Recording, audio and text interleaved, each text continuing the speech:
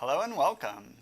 My name is Tuck. And I'm Chelsea. And we are brand ambassadors with Ravensburger, and we are thrilled to be bringing you Castles of Burgundy, the 20th anniversary edition today.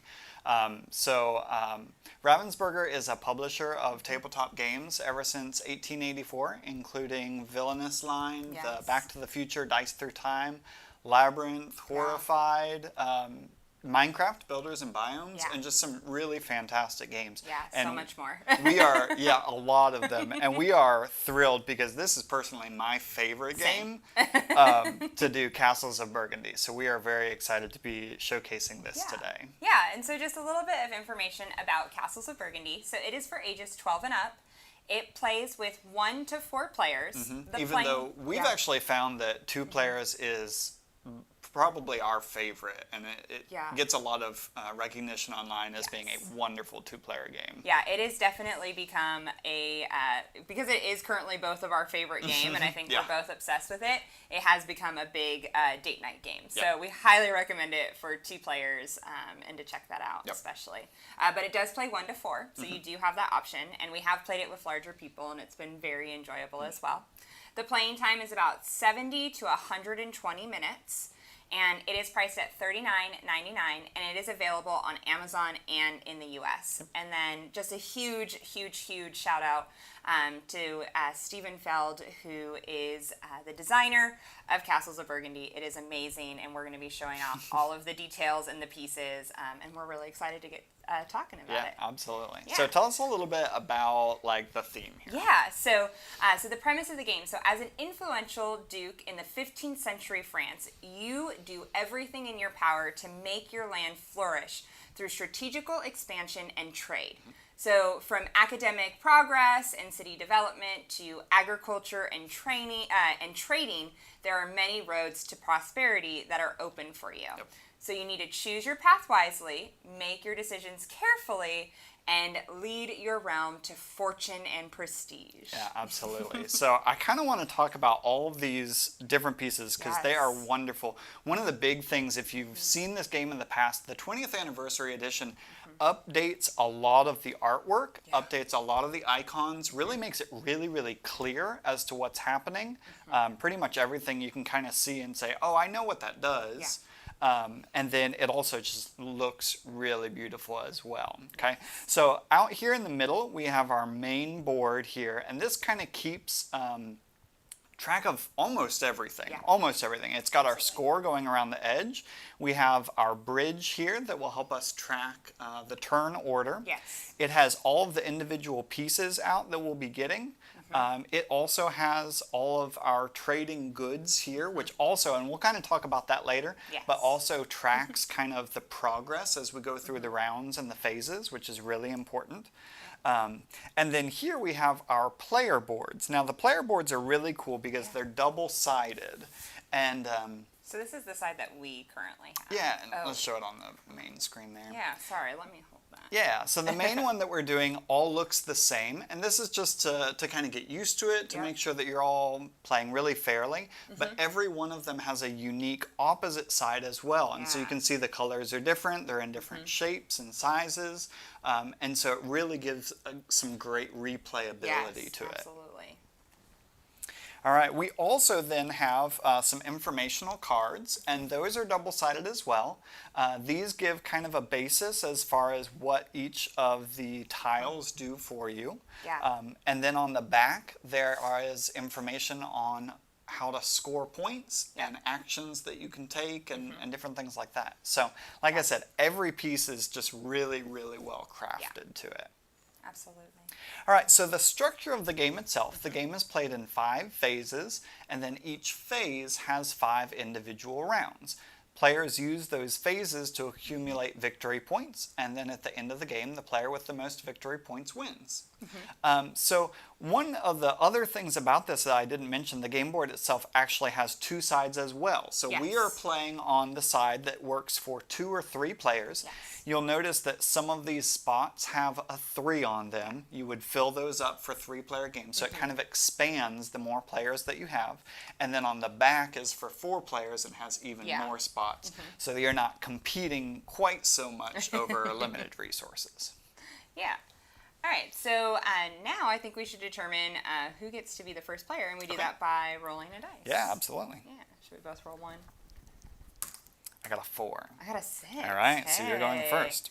So one thing, I will adjust this here. So the player on top goes first, and you get the white die, which we'll kind of talk about in a second, and then worker tokens as well. So going first, you only get 1. I know, I'm kind of bummed about that, although I am excited to go first. Yeah, and I'll get 2. And these are great because these help you adjust what you can do based on those dice rolls. Helps you give a little bit of flexibility. Yeah, and then just as kind of like a reminder, if we were playing with 3 or 4 players in the game, the third player would receive 3 worker tiles, and the fourth player would get 4 worker tiles. And I personally love the worker tiles, and I'll kind of show this off. It's one of my favorite aspects. But it allows you to do plus or minus 1 on your dice that you roll. And we'll talk more about that when we use it and what that looks like. But it is very helpful. Very useful, absolutely. All right, and then since this is the first phase, we will actually pick up these 5 tiles here and place them out. And like I said, these kind of help us keep track of the phases. So we have phases A through E here, and then we'll have the rounds going here. And so just seeing those tiles out helps us know where we are in the game. And it's a really kind of visual feature that works great. Absolutely. All right, so you, with your white die, let's go ahead and roll for our first round. Absolutely. Whoa, sorry, that was just spinning. All right, so 4 for our white die. 4 for the white die. Now the white die is only used by the first player, and it tells us where to put that trading good. So it'll go in the 4th spot there, and that's all that it has. So we'll kind of set that aside there. But that lets us know, now that we don't have that here, okay, we're in the middle of our first round of the first phase. Yep, absolutely. All right, then I will let you go. Oh, yeah, that's right. I don't normally go first, so that kind of threw me off for a second. Let me look at the board here. So while Chelsea is kind of looking, the dice really control what options you have, though you can adjust it with those worker tiles, kind of like what we mentioned. But with her, she has a 1 and a 3. She's kind of looking in the 1 spot. She could pick up either of these tiles, or in the 3 spot, either of these tiles. And then once you take a tile off the board, it will go in what we call the key spots, this lower left-hand corner of your board. And then you can use the dice as well to place them from a key space onto your duchy. And you can see they have all of the numbers here as well. So that first move is really getting some, and then you can move them, either grab 2 or kind of move 1. Yeah, absolutely. And I do love that you pointed out the 1 and the 3, but I'm actually going to go ahead and use my worker, my 1 worker right away. And I would like to change... Let me make sure I am doing this right. I would like to change my 3 to a 2 because I would really like to grab this monastery tile. Yeah, that's a great one. And this is probably one of my favorites. So the monastery tiles are those yellow tiles, and it has that worker icon on it, but it has a plus or minus 2. So that worker becomes a little bit more powerful, and that's definitely something I would like to use. I like to use those workers quite a bit. And actually, let me turn in my worker no cheating. Before I cheat. And so it gives me that plus or minus 2, but it goes straight into my key space, and until my monastery gets built onto my actual board, I cannot take advantage of that. Yep. So I would like to snag that and hopefully build that monastery soon. And actually, because I was lucky enough to have a 1 right here, I am going to go ahead and build that monastery. And pieces right we there. forgot, when we start, everybody starts with a castle right there in the middle. And then as you place these, you're actually only allowed to place them touching another tile that you have. So Chelsea was able to place it right there, which is wonderful. Those yellow tiles are great the monastery, because they kind of adjust the rules sometimes, or they give you bonus points at the end in different ways that you might not normally get points. Yeah, they're really nice because they're either an advantage for the rest of the game once that monastery is built, or those points at the end. So they're helpful to kind of look at. And the rule book, I mean, just to also just share that, is so detailed and explains everything perfectly with the pictures, and it's just excellent.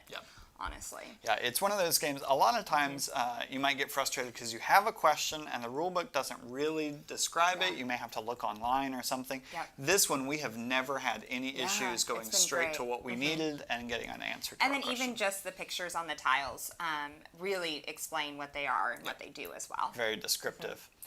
All right, so I've got a 2 and a 4. I was looking at, at that tile. I'm so sorry. That's all right. So I will use my 2 to pick up this castle tile. It is nice to go first for that. And with my 4, I think I will pick up one of these tiles as well. Oh, very nice. Yep. So let's show off. So these, the kind of light tan are the building tiles. And they all have their own little name and their own little special thing. So this is our bank. And when he actually builds that, he will get 2 silver coins, which is really nice. A lot of the buildings, those tan ones, have kind of an immediate effect when you play it. And so I really love the artwork. And so I'm going to brag on these. But you can see the 2 kind of silver domes at the top, and that's symbolizing that when you play it, you will get 2 silver coins. And so I love the symbolism of all of those things. And then the other tile that I picked up is a castle. It gives you a free dice action whenever you use it, meaning that I can use any number that I want to pick up a tile or to place one or get some extra workers or anything that we want. It's really nice to have any number you want when you build it. Yeah, and since Tech mentioned that you could get extra workers, so neither one of us did it, but well, actually, you did both your moves. Sorry. Once with your each of your turn, you can actually choose to we like to call it burning a die, if you will, and choose to not use a die in order to get 2 workers. Which, that might be coming up for me pretty soon here in the future. So I know you like them.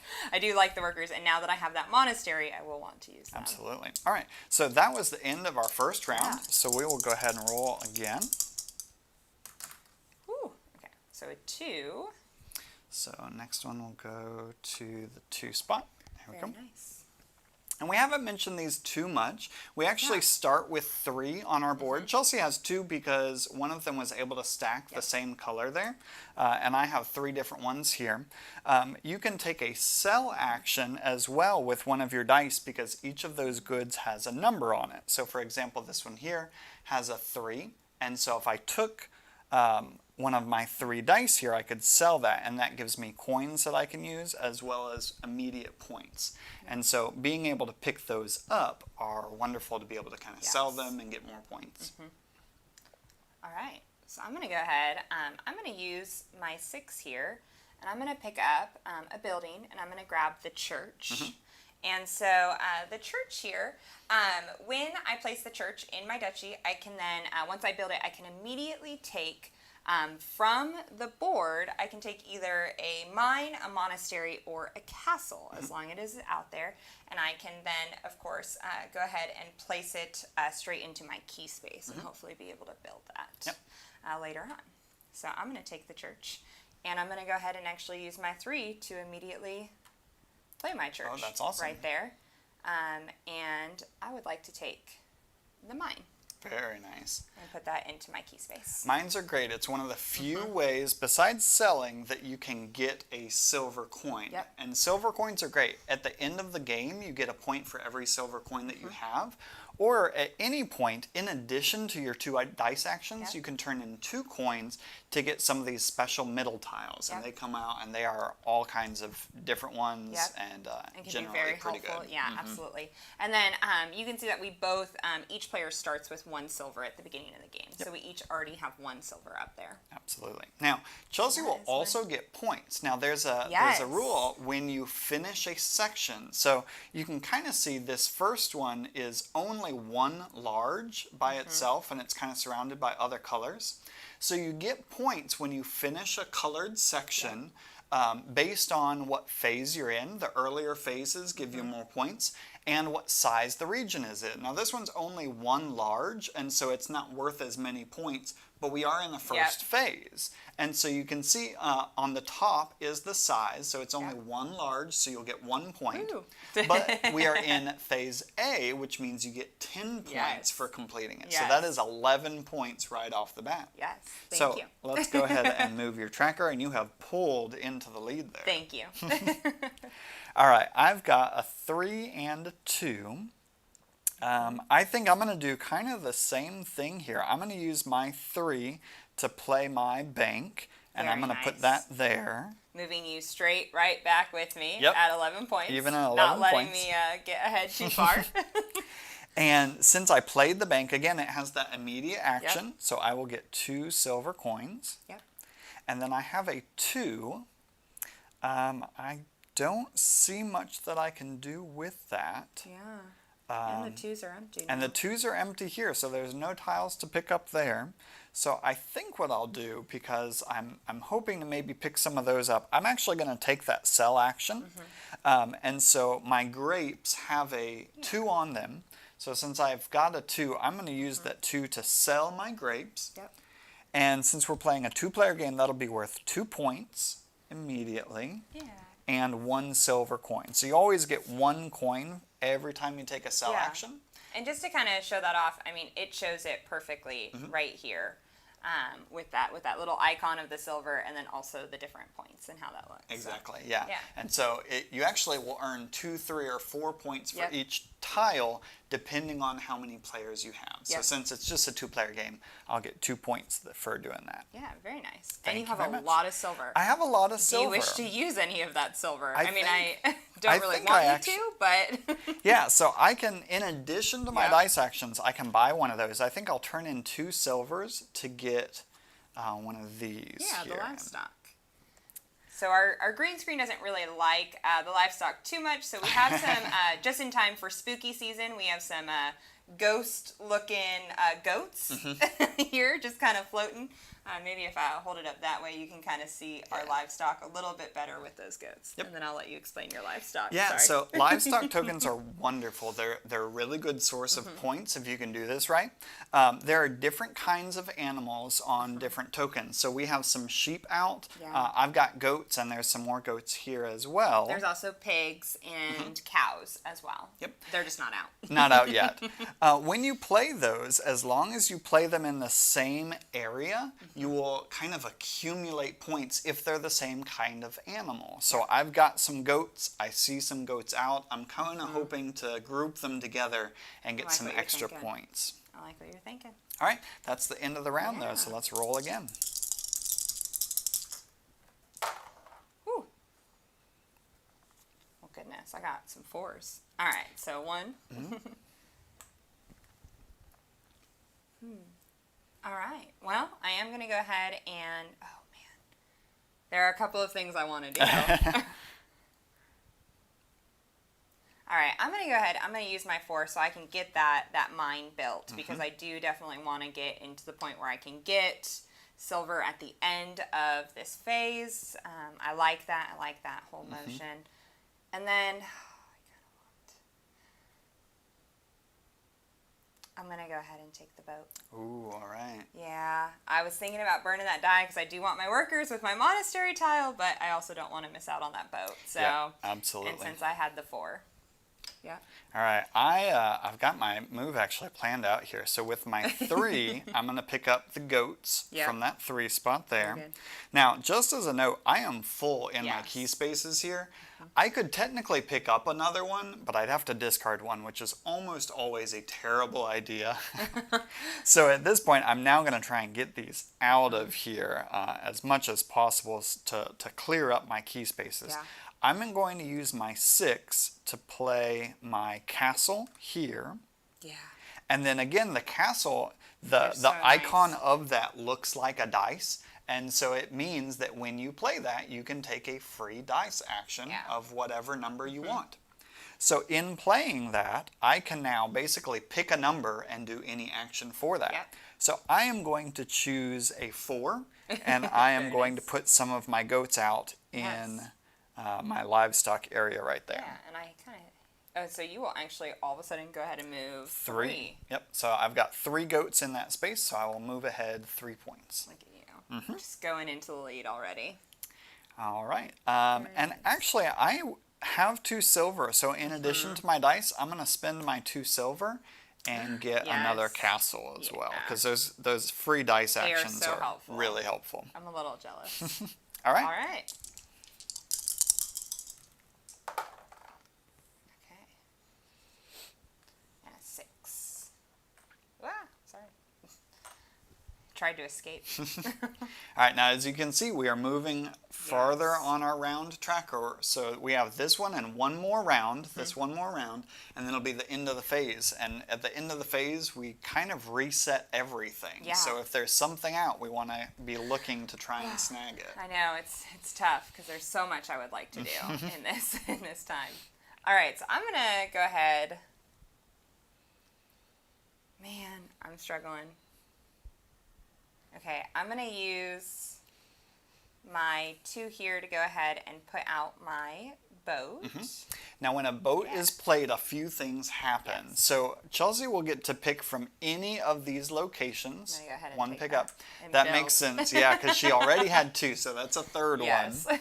And then she will also move forwards on the turn tracker. So she was already first, but this kind of solidifies it there. I would like to cement it. I like going first. I kind of get my pick of things. And then I'm finally going to go ahead and I'm going to burn this dice so I can get 2 workers because I would like to have those back.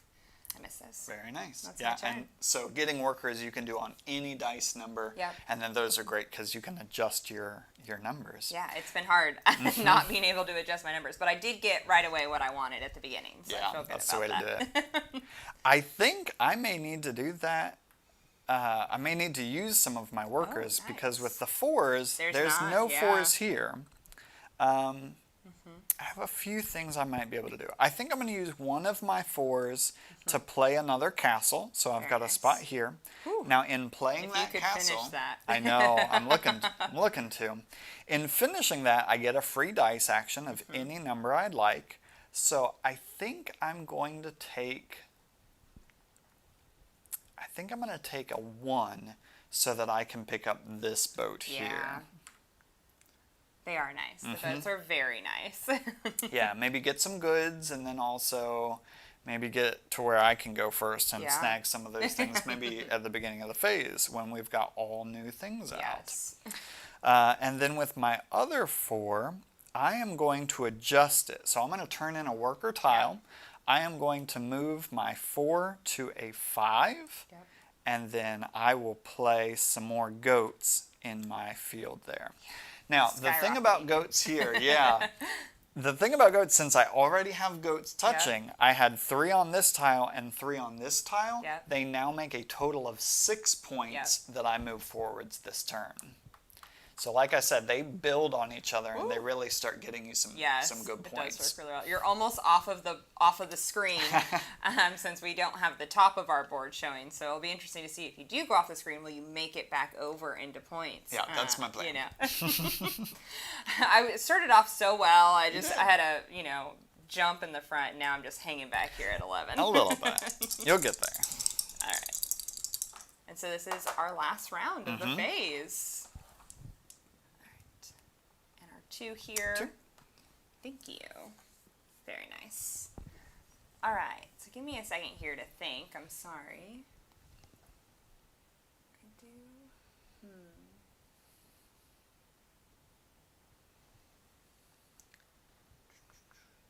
Okay. There's some good stuff. All right, so again, because of my monastery tile, and I do have that built, my workers are +or-2, which is very nice. I am going to take advantage of that. Yeah. And so I am going to turn my 5 here into a 3. I'd very much like to change that. So I'll turn in a worker, so I'm fair. And I'm actually going to keep it nearby so I can grab it a little bit easier instead of crossing over your board each time. And with that 3, I'm going to grab a building. And so this building is very similar to the castle, where, again, it has that dice in it. And so it's an extra dice action, which will be very helpful. Yeah, I had my eye on that tile. You already have a lot of extra dice actions that you've gotten to use, so That's I would true. like to use this. That's fair. And then I'm going to also go ahead and use that worker again to change that 4 into a 2. Wow. And I'm going to play that extra dice action right there, that building, build that building. And with that, I'm actually going to sell my 3 grapes as my dice action. Yeah. Now the selling action gives you points per tile, but will only ever give you 1 silver each time you do it. But you get to go forward 6 points, which is pretty great, and get a second piece of silver. I know, I'm trying to catch up. Very nicely done. And I think I'm going to stop there. So Okay. that's why I'm going to end my phase, the if you whole will. phase, yeah. Okay. I've got a 3 and a 6 here. So I think I am going to, with my 6, I think I'm going to spend that one and one of my workers to turn that to a 5. And I will put out my boat here. Very nice. Thank you. Which moves you into the lead. It does. So with the boat action, now when I move forwards, we're going to be in the same space. First place. Right. You're still in the lead already. I mean, as far as points, I'm still here. Yes. The boat action, when it occupies the same space, I will actually go on top now, which means that I will be going first, starting the next phase. There's the white die for Thank you. You hold all the power. Now with the boat, I also get to pick up a good tile, and I'm trying to see if there's anything that helps more than anything else, but I don't think so. Yeah. If I were to pick up this, I could pick up both of them, but I don't have room for both of them. I think I'm going to do it anyways, though, and just to kind of make it even, because I know you've got 2 spaces, so I don't want you to be able to pick up both of them. All right, so I'll put that there. And then I have a 3 here as well, which I'm not sure I can do much. I don't have any worker tiles, and I don't have any hexes in my key space. So I think I'm just going to burn that for 2 workers and kind of set myself up for success going into that next phase. All right. All right. With that, that's the end of the phase. Now, a few things happen at the end of the phase. So anyone who has a silver mine will get a silver coin, as many as they have. Chelsea has 1, so she'll get an extra coin for that. And then any leftover hex tiles will be picked up and discarded. Yep. And then move those off. But the goods that are here will get to stay. So those are okay to be where they are. And then at this point, we're just going to fill in real quickly all of the spots that need new tiles. Some sheep are coming out. My favorite monastery tile has come out. Oh no. Alright. You kind of have those tan pieces over there.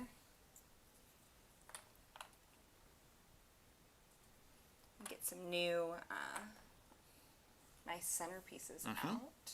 Ooh. Anyone want some boats? Ooh, sorry.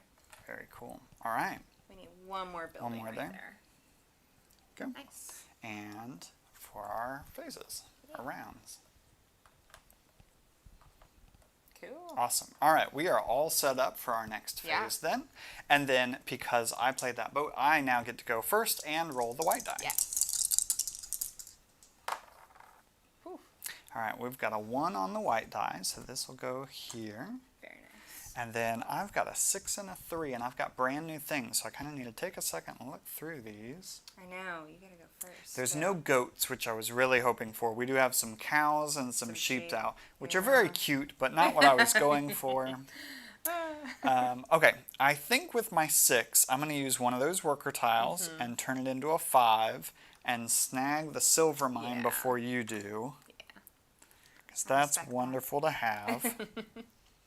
And I could maybe play it, but I'm really thinking I should get something new out. So I think I'm going to, I'm going to use this 3, and I'm going to get this building.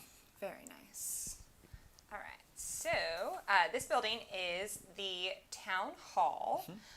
And so what's really cool about the town hall is when you place a town hall straight into your duchy, so once you build it, you then can immediately place a second hex tile that you own of any color also onto your duchy. Yeah, and again, which so is really nice. Looking at it, the town hall is in a hexagon shape. Yep. It's all different colors, and Yep. so it kind of gives you that notion of, okay, when I play that, I can put any color out. And then the really nice thing, we did kind of show this at the very beginning, but again, this bottom, it has all of the buildings listed at the very bottom, and the pictures are so descriptive that it really kind of shows you what each of them do. And so like earlier, Tuck played the bank, which shows the 2 right there, the 2 silvers that you get, and right now with the watchtower, it shows you right there where you can take anything from your, your key space of any color and build it straight onto your board. Yep. So the pictures are just really helpful and really detailed. Yeah. So just to kind of show that off a bit more. All right, and that's the end of my turn. Yeah. Oh, it's my pretty turn. good I one. know. Yeah. Sorry, Yeah, I got you so go used to second going now. first that it really threw me off there for a second. All right, so there are a couple of things I actually want to do. It's one of those things where I really enjoy games where instead of just going around the board, you can actually kind of determine what your turn order is. And so with those boats and with the bridge here, you can adjust and see, if I've played some games where I always want to go first. And so I played all of my boats out as soon as I could and just launched to the front. Yeah, and something that we both really love about this game is it's so different each time that we've played it. And even just looking at both of our duchies, you can see just the different designs of the different things that we're going for and already what we're looking for. It just has a lot of different gameplay, and it's very, very fun. Yeah, and with the dice, a lot of times dice games can feel random, but I think with this there's so many choice points in being able to play this. Besides the fact, do I want to use a worker or multiple workers sometimes to change those, the tiles that you get that kind of change the rules, adjust your play style, as well as being able to pick up different tiles and things like that. I just think there are so many different decision points that it's not really a game of chance. It's not really a dice game. It's just a game that happens to involve dice. So while you were talking, I'm sorry, I kind of did my action. So I burned a dice in order to get 2 workers. Just to kind of explain that. So I'm not cheating, just stealing those workers and putting them onto my board.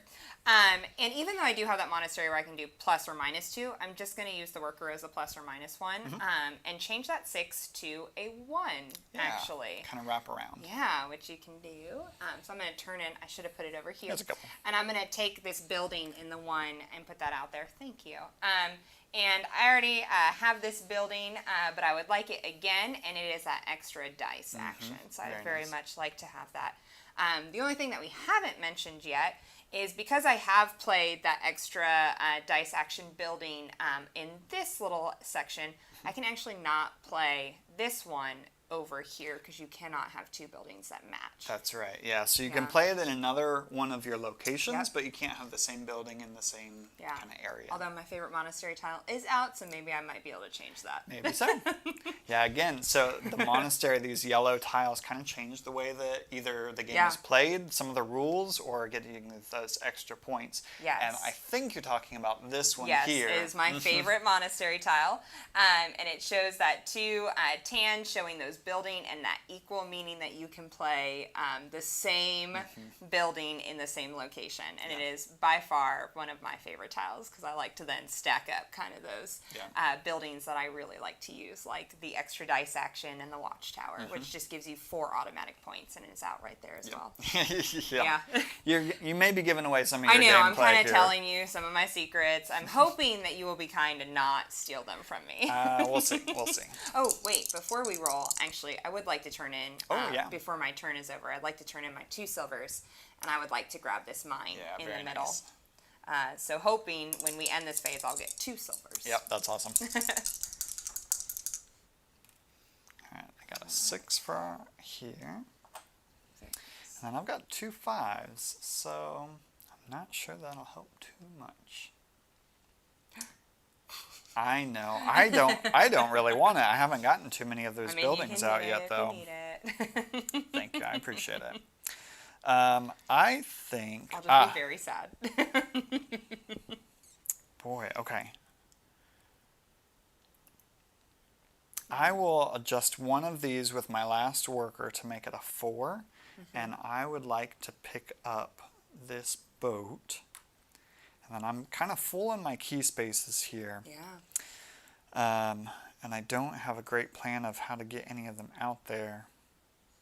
So I think I will use this one just to get some workers, because I don't have a great spot to be able to kind of put them down at the moment, but I've got several that I do want to put out. So. Yeah, and that town hall will help you too. Yes, and I was thinking about doing maybe a silver mine and then a town hall, but I didn't want to waste it without having any extra tiles. Yeah, absolutely.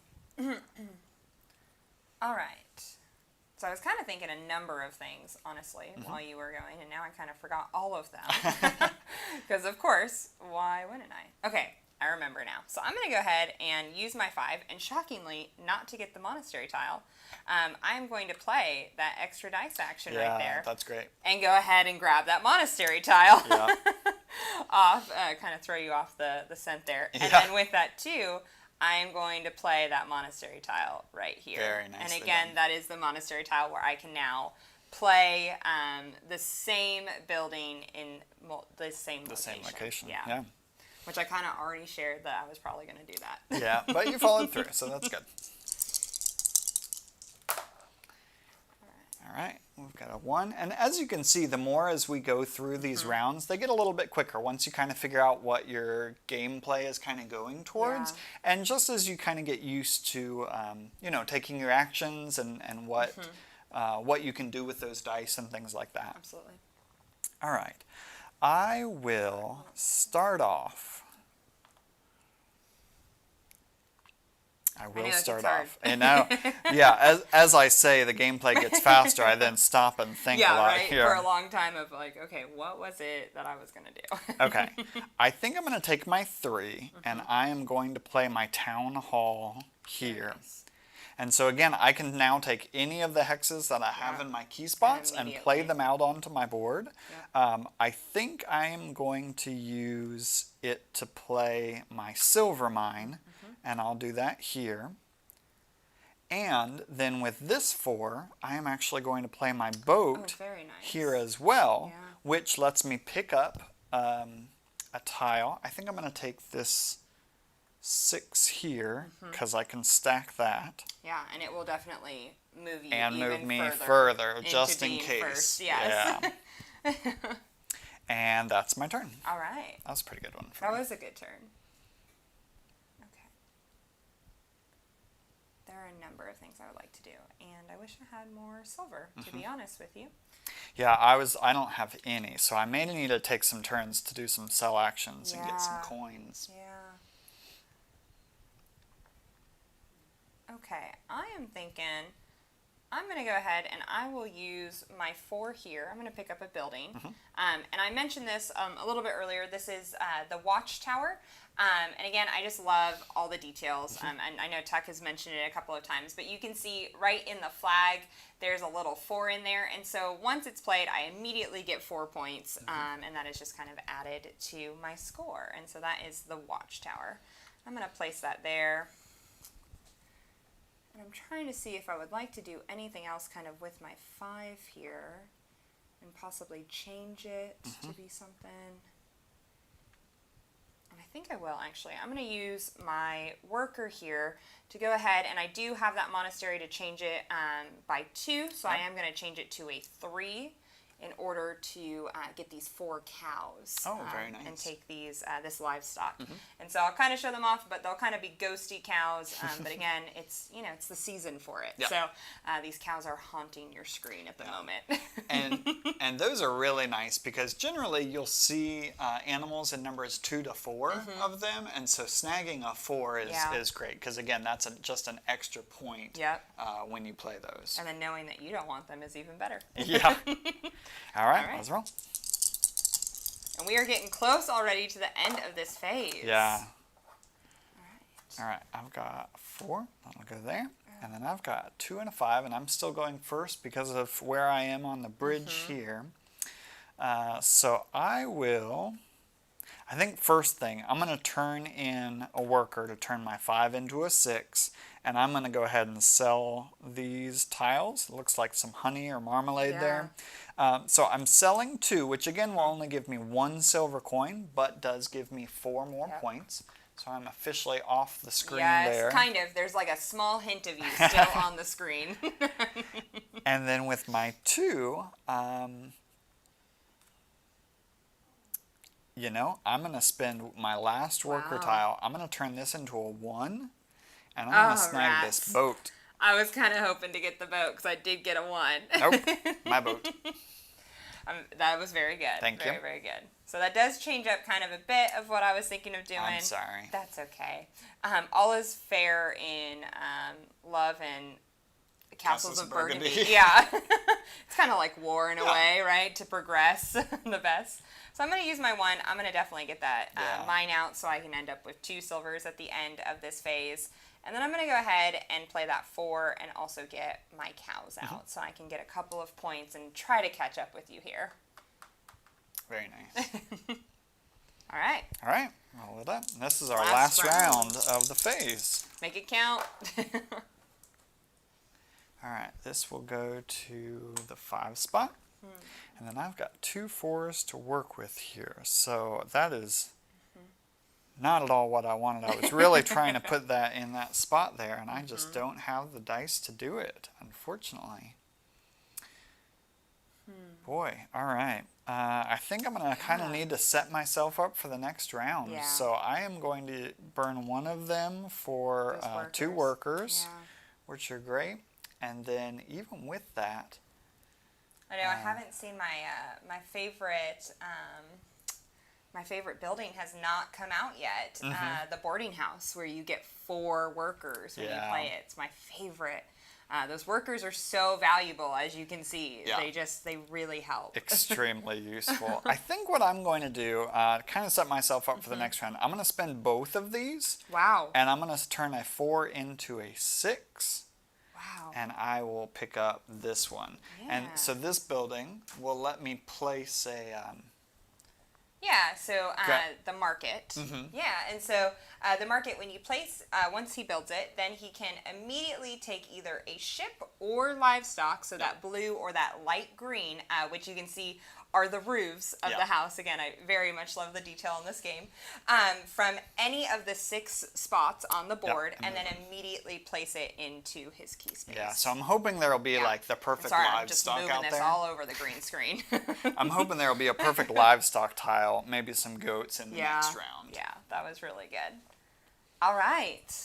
Man, there's not much left. As we get towards the end of the phase, it becomes a little scarce here, and you got to either play what you've got, or maybe make some dice actions, or just set yourself up for the next phase. Well, I'm going to go ahead and I will use my 6 here, and I'm going to play that watchtower to immediately get 4 points, and be 1 behind you, almost off of the screen. Try and catch up. Man. Do kind of like that, and I think I am. I'm going to grab with this too and grab another monastery. I do like the monastery tiles, and so this one is different where when I play it I won't immediately get something. So previously each of the ones that I've played, it's immediately given me kind of something special or like an extra, almost a little bonus to kind of help me with the game. This will be something at the very end of the game once it's built, and so that says it'll give you 4 points at the end of the game for each of those tiles that you've built, and I think that's the auction house. Yeah, I believe it's the marketplace. Yeah. So each one of those, and I'm not sure that we've actually seen so sorry. one, but now that I'm looking at it a little bit closer, it is the warehouse. And so thank you. I do apologize. So the warehouse is actually it is a tile that once it's played, it does allow you to do a sell action immediately once you build the warehouse. And so if I build multiple of them, which I do have that monastery tile where I get 4 points for each one. That's awesome. Hopefully those will come out in the next phase. Very cool. All right, so we are at the end of the phase. We're going to do a few things here. We're going to get 2 coins for Chelsea for her 2 mines. I get 1. And then for time's sake, we're actually going to pause here, but we'll run through real quickly what we kind of do as far as counting score at the end of the game. So each silver coin that you have will be worth 1 point. So I get 2 extra points, and Chelsea will get 3. Ooh. Which actually, now I am tied with you. That's awesome. You will get 1 point for each unsold goods tile. So I've got 2 of those. And you can't really see us, and I only have 1, so I'll be 1 behind you again. And then if you have 2 worker tiles, you will get 1 point for each pair that you have. Which we both kind of ended sad there. Completely empty there, yeah. And then any of those monastery tiles that give you victory points. So, for example, this one, but hadn't gotten out yet. I was hoping. I was setting myself up for those final phases. Yeah, for really the future. going towards that. And then I was getting close to almost finishing a whole color here, which would have brought in those tiles, which would have added a couple of extra points as well. Now, we haven't talked about these. So you get points when you finish a section. But when you're able to finish the entire color on your board, so for example, like the mines, there's only 3 of those. And same with these castles. Those that's dark right, green the dark green ones there. Or if you're able to fill out all of the blues on the entire board or something like that, you'll get bonus tiles for the first and the second person to finish those as well. I'll show that one. So again, there are 3 numbers for if you were playing with 2, 3, or 4 people. So we would get 5 extra points for that. And then there's a little one actually hidden underneath for the second person to complete it. They would get 2, 3, or 4 points. So that would have maybe helped me if I could have gotten a little bit more silver to boost me into the lead, maybe. Yeah, definitely. But as it stands, good game. You did win with a total of 30. It's off the board. I almost feel like I could kind of... or off the screen, I almost feel like I could kind of lie and be like, yeah, we tied. But in fairness, you did get a 30, and I ended at 29 with our 2 phases being done. Now, so just as a reminder, again, this is the 20th anniversary edition, and so a lot of the artwork that you see has been updated, but it also includes all of the expansions. So some of the tiles that we've been using are expansion tiles, and then there are also some extra expansions as well. There are some tiles like these, which if you would like to include those, when you take those sell actions, give you a little bit more choices. And I love, as a player, choice options.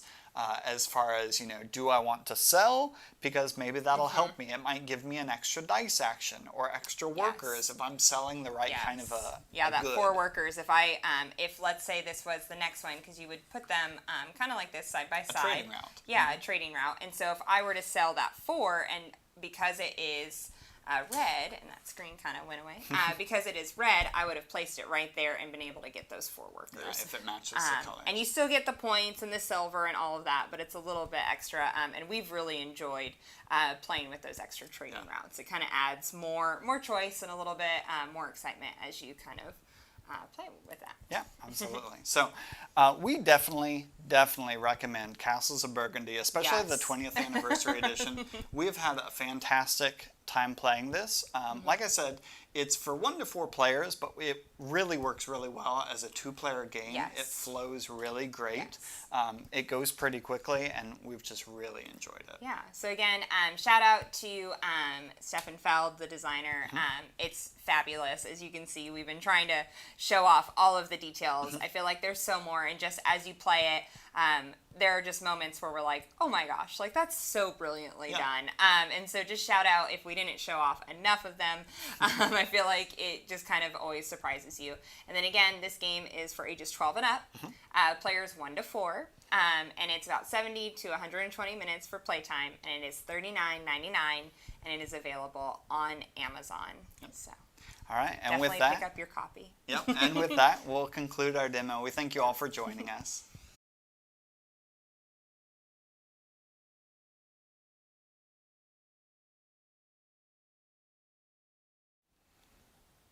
Hello and welcome.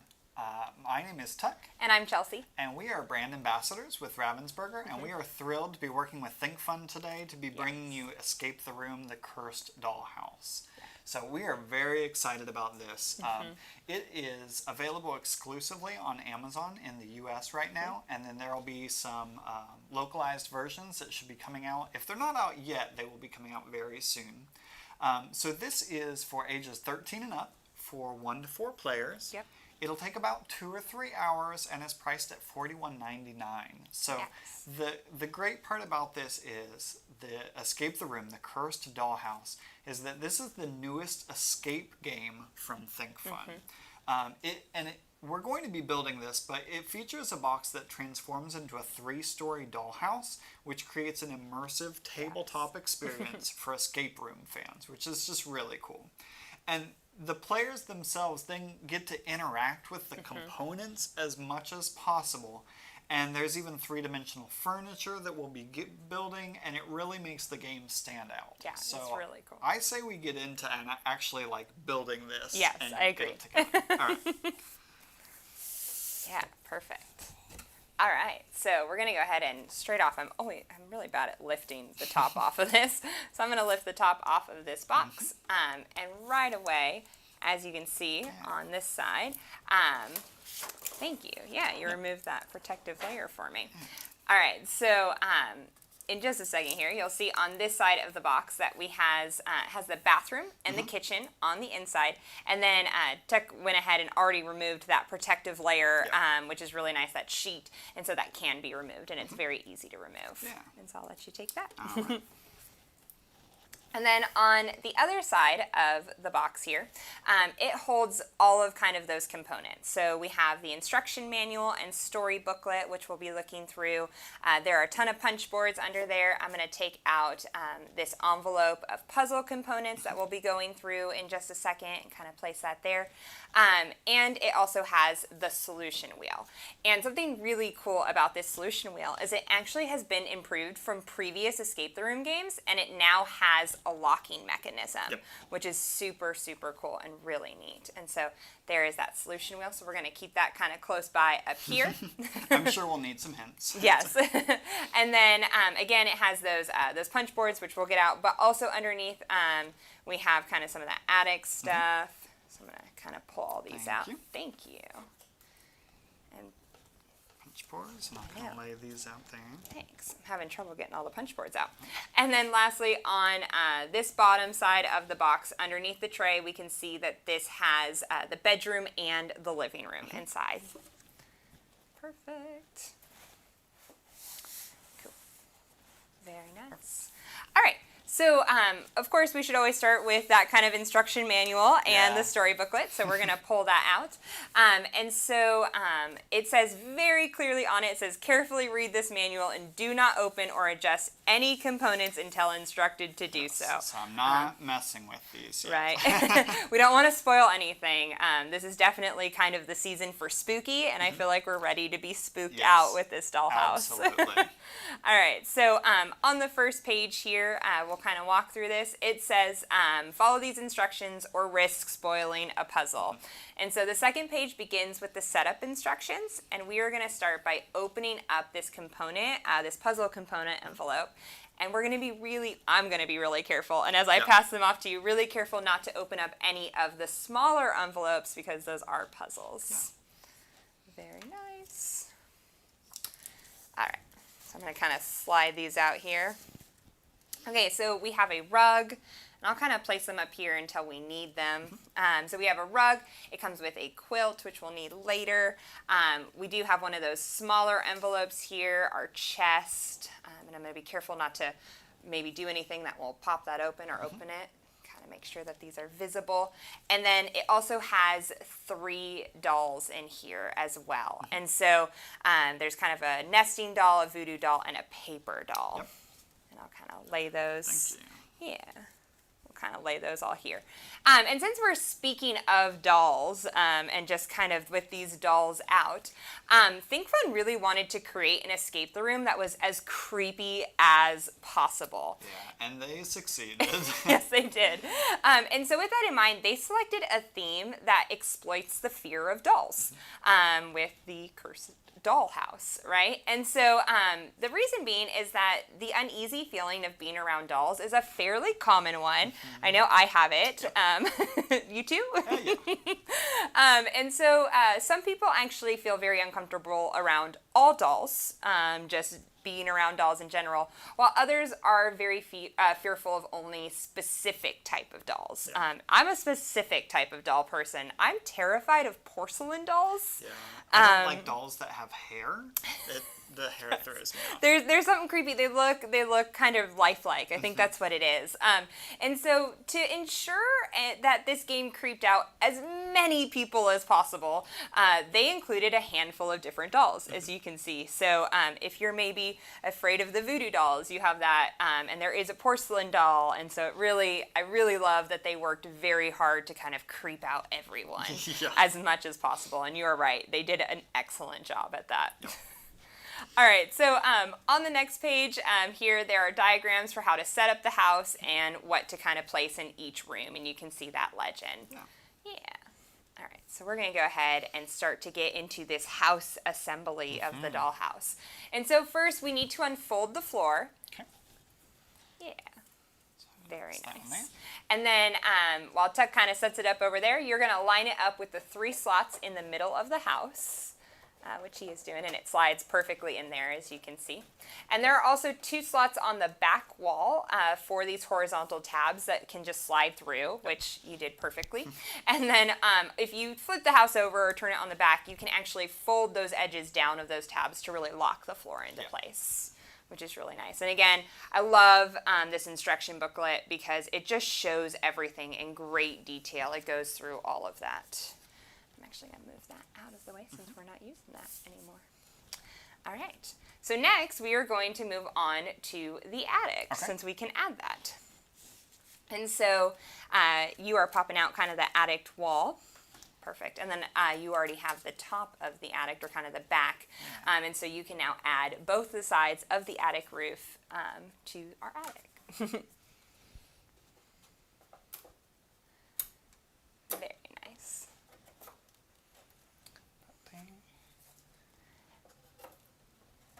And something I really like that makes it very easy, not only is the instruction manual, as you can see, it has perfect pictures, it's showing everything in detail, but I really like that on the punch board, it even just has kind of the shading to show you which each room it goes to.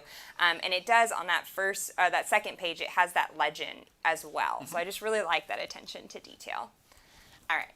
So now that we have the attic, we can go ahead and also, now that the house is built, we can add all of those components. And so in the living room, we are going to need to add that rug, which we placed up here. So I'll give that to you. And we're also going to need to add the wood planks and the porcelain doll, which are on that punch board. Yes. That's the doll that creeps me out the most. Yeah. And so she's going to go into that living room, and then all of those wood planks as well. Perfect. Cool. I'll set that aside. I think we're done with that board. Yeah, which is nice. Perfect. Okay. And so now our living room is set. It's really cozy, ready to move in with that doll. I don't know if I am. All right, so we're going to move on and set up our kitchen. And so we will need to add the paper doll, which we have under here. Sorry about that. And then we also need to add the pin, yes, perfect, which is on that punch board, and the table, which will be our first 3D furniture that we're going to build. And again, you can see right here, it shows the table assembly, and everything just moves. It looks like it just slides into place perfectly. Yep. Works really well. And I really like the table as well, because on the top of the table there, and see if I can show that, it actually even has a little candle sticking up on the top of it, which is awesome. That's so cute. I love that. All right, I guess creepy is a little bit better, but I do like the attention to detail. I find that very cute. All right, and done with that board. Nice. All right, so now that our kitchen is set up, we are going to move on to the bedroom. And so we need to add that voodoo doll, which is right there for you. Oh, thank you. And then we are going to add our second kind of built furniture piece. So you are going to need to build the bed. Build the bed. Yeah, which is on that final punch board. And then once that bed is built, you will put a nice, lovely little quilt on it as well. All right. You got to make your bed. You can't just leave the quilt, hanging out. Unmade, yeah. It may be creepy, but we still make our beds in creepy places. Oh, I messed up a piece. There we go. Perfect. And as you can see, everything just slides into place perfectly. There we go. Perfect. Got it. All right, and then the quilt is right up there. goes on bed. Yeah. And again, the table assembly is right there in the kitchen, but we do also have that bed assembly showing you step by step in the instructions. Perfect. So finally, we need to finish the attic. And so in the attic, we are going to add the voodoo doll. Or I'm so sorry, the Russian nesting doll. Yes. My apologies about that. As well as the chest. Perfect. And then with that, our house is complete. And we are actually ready to play. I am excited and ready to play this, and a little bit nervous about it, yeah, too. I can agree. And so, as you can see right here in the instruction booklet, once you finish building, it says stop. Only proceed if your dollhouse is fully assembled, and otherwise go back to those setup instructions. And so we're actually going to go ahead and close that in order not to spoil anything. But something really interesting that I love, because Think Fun, they just really pay attention to all of the details, and I very much enjoy that with any kind of game or experience or escape the room. And so something really cool that they included in this story booklet is there is a photo that is used as a break between chapters, and it was actually a contender for the game box art. And so I feel like we need to have the actual box art here just so we can talk about it. It is kind of also on the instruction manual, but there is a picture in here that was considered as a contender for the box art. And it was very important to them to make the box cover as spooky and creepy as possible. And so Think Fun polled people to find out which image scared them more. And the result is the final box art that you see today. And I agree with it because it is that porcelain doll kind of peeking through the house. Crack in the wall. Definitely gives me the heebie-jeebies and those goosebumps. But I am curious. It is something kind of fun to look at when you do get your own copy in your hands on this story booklet. Check out that picture and see which one actually creeps you out more. And definitely let us know. I think it's really kind of fun. So. Yeah. Now, in Escape the Room, the Cursed Dollhouse, players will move through the house one room at a time, following a story. So there's not only just the puzzles to complete, but there's also a story that the booklet takes you through as well, which I think is awesome. Yeah. Now, in each room, in addition to using all the items that we placed in there, there are also, you'll need to search the room for additional clues in order to solve the puzzles. Just very immersive, which is so cool. Now, just a heads up, the puzzles in this game are at an advanced level and will keep experienced puzzlers engaged for several hours. So if you need a break, you can choose to play the game over several sessions. And if that's the case, it's best to pause after you've completed one of the rooms, and it's kind of a really good stopping point. And in addition, since we did mention that this was a little bit advanced, we do have hints. We have this to help us track our answers, but there are also hints that are available online, and there are no penalties for using hints. Yeah, and again, with that solution wheel, the nice thing is it has been improved, and it does have that locking mechanism, which we mentioned, which is so great. And something else, in fact, that I love when you mention hints, Think Fun actually developed a new hint system. And so for those who may need assistance solving a challenge, which is definitely me, there is actually, what they have set up is there is a different form of kind of, from their previous escape rooms, that actually helps to reveal key information more gradually so players can still experience that aha moment. So you don't feel like it's been spoiled or they anything. Didn't just give you the answer. They helped you figure it out yourself. Yeah, and I love that. I love that you can still experience that.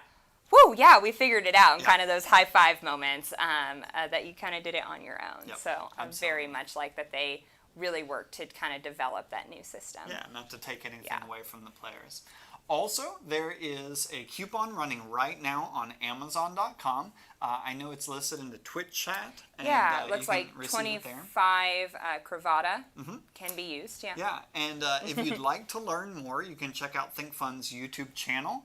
And they have Escape the Room, the Cursed Dollhouse trailer video, which we have seen and is very creepy. It really kind of gets you in the mood. It gives you those vibes of, especially like this creepy season right now. Yeah, it's perfect. I mean, definitely check it out and kind of get excited before you start to build your own house and dive into it. Yeah, so before we go, we do want to give a shout out to the inventors of the awesome experience. Yeah, so Nicholas Ferrata, Rebecca Blue, and also a special thanks to Mark Engelberg, Derek Hutchinson, and Iris Tilton.